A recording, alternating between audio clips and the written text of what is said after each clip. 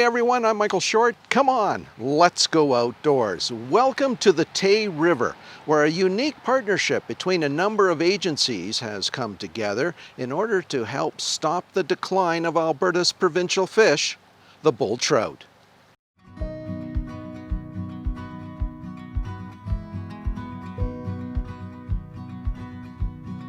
This is the place where we can show if we can stand our ground for bull trout in this particular watershed.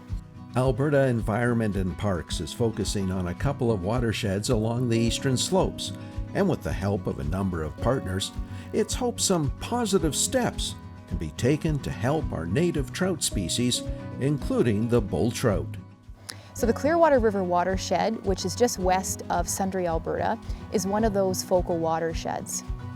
The Clearwater is a good example of the typical pattern of extirpation we see for bull trout. We've lost them from the lower tributaries, although they still are found in the main stem river.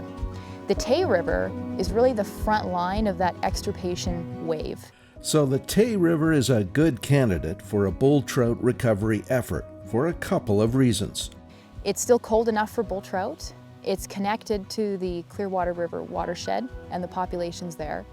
And there's also still a heartbeat of bull trout here. So we still occasionally catch them in our fisheries surveys.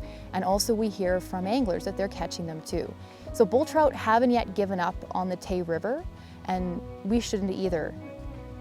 To that end, a number of partners, including Trout Unlimited Canada, have stepped up to lend assistance on a number of projects along the Tay River. So what our role is, it involves some temperature monitoring. We're doing some looking around the watershed for sources of sediment that might be causing water quality problems or habitat issues. We're doing a little bit of restoration work. We did some rehab work here at the Tay River campground last year. And we are running this fish trap. So this is the big focus of our program right now, is running this trap. And we want to see if there's bull trout that are using the Tay River as a spawning run, when they're using it, how many, and then ultimately, where are they going within the watershed. The fish trap will safely hold fish swimming upstream and downstream and will remain in place for 2 months. It's monitored by biologists from AEP and Trout Unlimited. During the first couple of weeks, the only visitors to the trap were brown trout and long-nosed suckers. But then, the moment everyone had been hoping for had arrived. Each bull trout caught in the trap will be recorded by weight, measurement, and identified as a male or female. Additionally, they'll be fitted with an electronic tag, which will provide valuable information to biologists in terms of their range. While the aquatic habitat of the river plays a significant role to sustain fish populations like bull trout, it's the health of the land that surrounds the river system which needs to be considered as well. So riparian areas are pretty critical for fish and fish habitat. They do provide overhanging vegetation, so fish have places to seek shelter and shade, and that overhanging woody vegetation also provides some critical in-stream habitat, woody debris in the stream. They also help with water quality and quantity, so riparian areas are really important. They help to filter nutrients and contaminants, improving water quality, and they also act like a big sponge.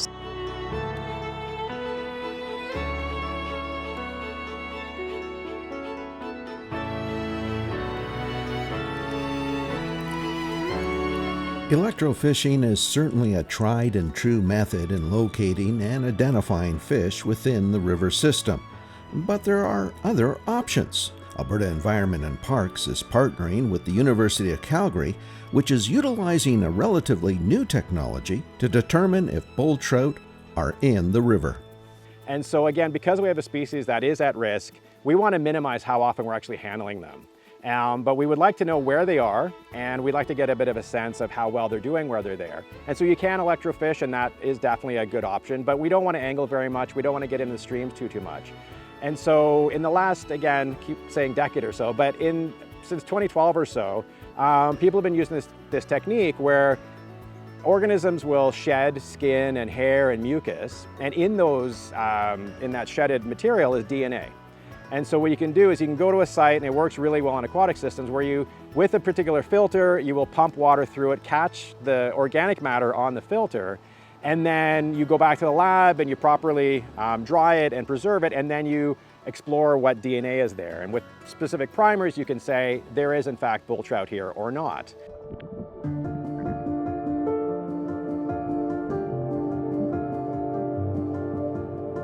I think the angling community obviously has a huge role to play in native trout recovery. And the first stop is considering your own behavior as an angler. So think about things like, maybe on really hot days, don't go fishing, because when it's hot temperatures, there's a higher chance that the fish you catch might die. We are relying on you to give us information, because it's a really big landscape and we need your help.